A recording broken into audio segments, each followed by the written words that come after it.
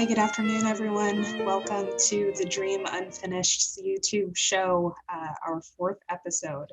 We'll talk a little bit about a lesser-known masterwork by an underrepresented composer. My name is Sarah Overton. I'm the production manager for The Dream Unfinished, and I'm joined today by The Dream Unfinished's co-founder and executive director, Eun Lee. For our Yet Unheard section, we're going to touch on two different selections. We're going to talk about the aria Am Moses the Liberator from Nkeiru Okoye's opera.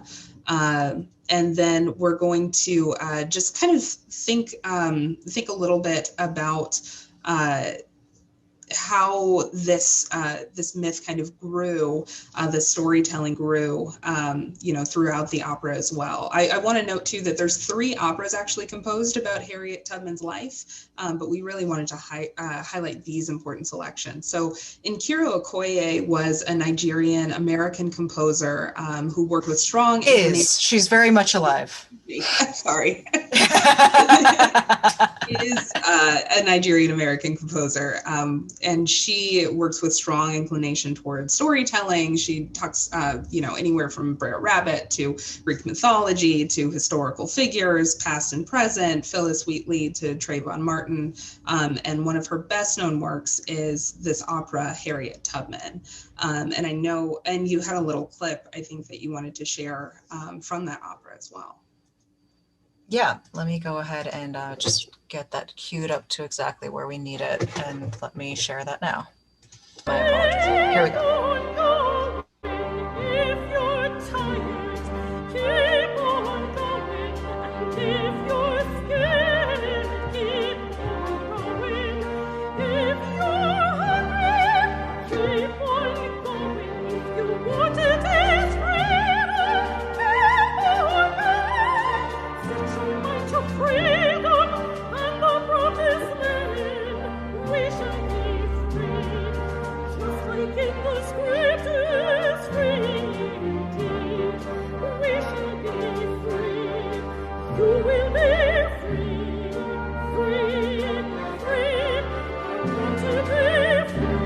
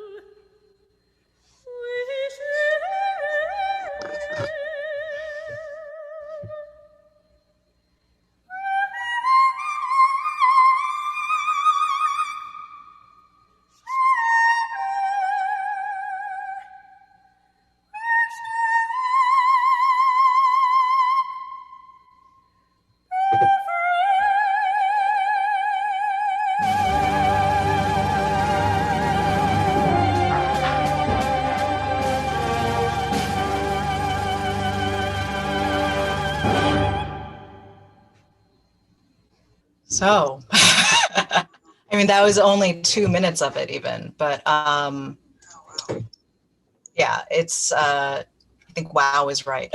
I mean, so it should be noted that, and this is where we should actually share first, like what we've done in previous segments, like our definitions. So what we've heard is an aria.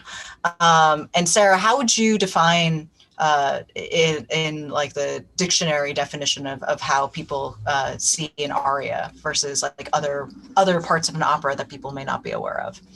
Yeah, I think when we talk about arias, it's sort of a spotlight on a singular vocalist. Really, you have the full orchestra accompaniment, whereas sometimes you'll see in an opera, it's kind of like the vocalist is sing-speaking, which is more toward this idea of recitative. But in an aria, it's a full-on spotlight. That is that person's song. You've got the full orchestra going. That's their moment to shine. So this is very much an aria. I mean, oh my goodness, those vocals at the end, those almost whistle tones there. Wow. We should absolutely put all our hats off to Dr. Louise Toppin, who is a soloist there. So not only is she this magnificent soprano, truly scaling heights unimaginable, but she's actually also this really important scholar, particularly around Black musicology. And I think I remember actually hearing from someone, like maybe it was from Kyle Walker, but secretly she's a really phenomenal pianist too. So just like one of those like true triple threats that you should always be aware of and in awe of. But yeah, absolutely virtuosic demands of the soprano. And as you were saying, Sarah, in your definition of the aria, that often it is with this full orchestral accompaniment. And that's one of the things that I hear with this, that when I first heard this, and it should be noted that this opera that it comes from spans a very wide range of musical styles. I think that's one of the really compelling parts about Nkeiru's catalog. So there are some arias and some other musical selections that really sound very jazz or gospel influenced, but and very effective writing on those fronts. Here, it's like this big, grand, like I almost hear like old Hollywood film soundtracks. Like the scoring is just so lush and so like thick and rich, and so like the harmonies are so vertical. Like if I were to look at this on a score, I imagine that like really the full symphonic forces are being employed in these like blocks and chords of sounds. And I'm curious like how you heard that side of it. Yeah, I think you're absolutely right. That grand Hollywood, type of just thick, lush, sort of Bernard Herrmann, type of orchestration. I thought it was so interesting because it was in the same mode as the spiritual "Let My People Go Down Moses," rather, "Go Down Moses, Let My People Go." And you could kind of hear some of that in the background in the orchestra. And then you had Dr. Toppin just kind of acting as this like soprano Moses, really at the foreground. Really, a lot going on there. I think a lot of symbolism, just really, really interesting, really interesting. Well, and I so appreciate your pointing out the mode part, or for the non-musicians out there, the kind of melody that was selected, and the notes that were in the musical palette for this, because while it has this lush, thick orchestration, the melody itself, I heard it also just having like all the musical DNA of a spiritual. And I think that it's so fitting as far as like Harriet Tubman, her roots, her origin story are, about as humble as one could get. But her story and the life that she led in that trajectory absolutely deserves the full treatment of of a big opera and a big stage. And so it seems so fitting that I believe this is actually the closer for the opera. This is like the ending piece. Although from my study of how this project has really transformed, I mean, I believe Nkeiru had originally written this as a one-woman performance, and from there it became like a bigger orchestration, and then it even like shrunk down again for like a almost chamber opera rendition of it. So she's been living with this project for a number of years, but through all of it, it's this idea that Harriet Tubman's story is it requires this big art form to contain it. And so for the music to also be a reflection of that, I think, and that like we're taking this spiritual like melody, but then giving it this grand lush treatment, I think is the perfect homage to all the ways in which we can be paying tribute to Harriet Tubman. So, we want to definitely point people towards the SoundCloud that we just flashed, where you could hear the full aria itself, and to be aware that this is part of a 2.5 hour evening length work, and that you could get the sheet music for the vocal score for this. So for any particularly ambitious sopranos out there who think that you too can scale those same notes that Dr. Toppin did, you can hazard them yourself, but by all means, please do, because this is great music that needs to be performed more. And yeah, so I think that and I think it also bears mentioning that I'm so glad that you brought up specifically the Go Down Moses, because in reading this biography, there's a lot of somewhat perhaps apocryphal mentions of how music played a role in Harriet Tubman's life, like that ferry raid that we mentioned that she had led. Allegedly, I remember, Sarah, when I was telling you the story, we were both kind of like, we don't really believe this. But allegedly, as a part of how she was freeing these 700 slaves. So it was in an area of the South where the Gullah dialect was much more prominent, and she did not speak it. And there were real issues as far as like, as they were trying to free this this particular site, that they weren't able to communicate with the slaves that they were freeing. There was a lot of panic.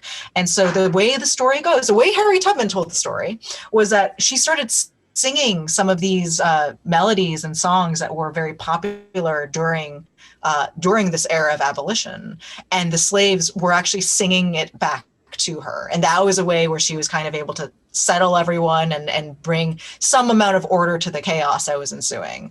And so I remember you and I kind of like raising our eyebrows around it. But in reading this biography, she cites music quite a bit. And actually, one of the things that she mentions is when she would have to,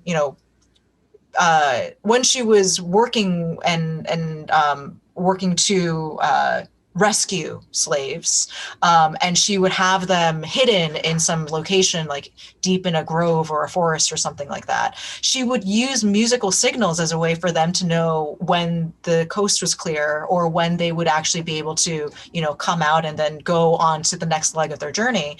And one of the things that she mentions was that she would sing a particular verse from Go Down Moses, and that was the all clear signal for them to be able to come out. Oh, interesting.